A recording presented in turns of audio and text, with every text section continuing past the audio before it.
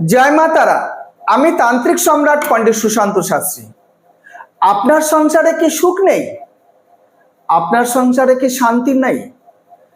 আপনার সংসারে কি সবসময় একটা না একটা কিছু অকল্যাণ ঘটছে? আপনি কি করবেন? আপনি বুঝে উঠতে পারছেন না। সেই জন্য আসছে দিন, শ্রেষ্ঠ দিন। আসছে শ্রেষ্ঠ দিন হচ্ছে আগামী 8ই অক্টোবর, যেদিন হচ্ছে পঞ্চমী। পঞ্চমীর দিন হচ্ছে মঙ্গলবার। আপনি এই মঙ্গলবার দিন একটা সুগন্ধি ফুলের মালা, 1 কোটো সিঁদুর, 7খানা হচ্ছে কলা, 200 গ্রাম সর্ষের তেল আপনি কোথায় গিয়ে দেবেন? আপনার সংসার এবং আপনার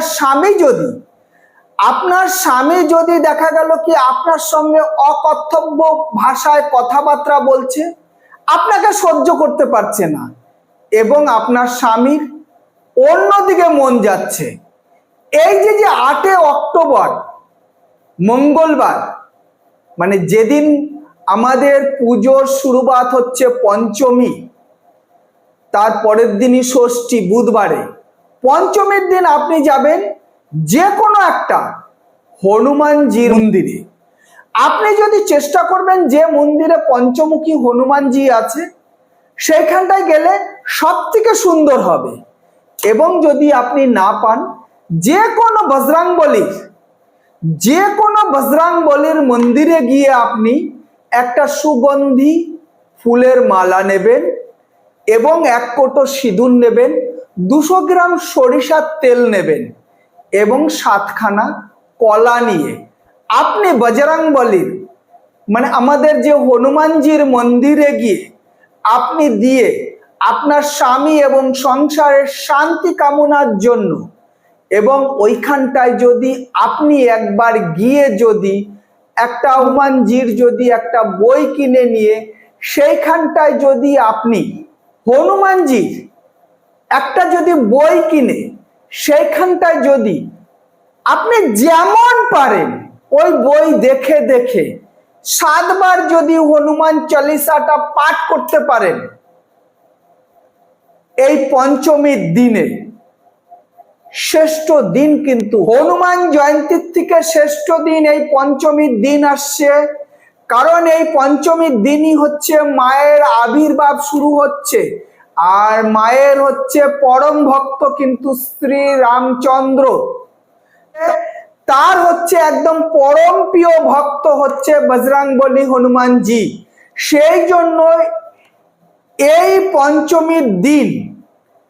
পঞ্চমীর দিন আপনি যদি বজরংবলীর মন্দিরে গিয়ে সে পঞ্চমুখী বজরংবলী হোক আর একমুখী শ্রী বজরংবলী হোক, আপনি হনুমানজির মন্দিরে গিয়ে 1 কোটো সিঁদুর এবং 7খানা কলা, সুগন্ধি একটা মালা এবং হচ্ছে 200 গ্রাম সরিষার তেল আপনি দিয়ে আপনার সংসারের কথা বলবেন এবং একটা চটি বই কিনে 7 বার হনুমান চালিসা আপনি যেমন বানাম করে পড়ুন, যেভাবে পড়ুন, আপনি 7 বার একটু ওইখানটায় ওর আশপাশে মন্দিরের আশপাশে বসে আপনি 7 বার হনুমান চালিসা পাঠ করুন। দেখবেন নিশ্চিত আপনার সংসারে সুখ শান্তি সমৃদ্ধি ফিরবে এবং আপনার স্বামীও দেখবেন ধীরে ধীরে শান্ত হবে। কিন্তু ভুল করে কখনো হনুমানজিকে গোলাপ ফুল দেবেন না।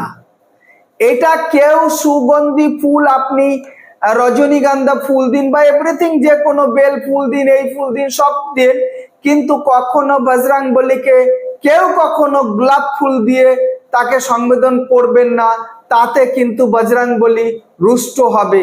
আপনার প্রেত থেকে কিন্তু আপনার উপরে গোসাটা মানে রাগটা বেশি হয়ে যাবে। সেই জন্য কখনো কেউ কোনোদিন হনুমানজিকে গোলাপ ফুল দেবেন না। আমার ভিডিওটা যদি আপনার ভালো লাগে তাহলে লাইক, শেয়ার, সাবস্ক্রাইব করবেন। আমার নতুন নতুন ভিডিও পেতে আমার চ্যানেলে বেল আইকনটাকে ক্লিক করুন এবং ইউটিউবে আপনারা তান্ত্রিক সুশান্ত সার্চ করলেই পেয়ে যাবেন। ইউটিউবে শ্রী সুশান্ত শাস্ত্রী সার্চ করলে পাবেন। এবং আরেকটা আমার চ্যানেল আছে অ্যাস্ট্রোলজি সুশান্ত শাস্ত্রী, সাবস্ক্রাইবার করবেন। জয় মা তারা, জয় মা তারা, জয় মা তারা।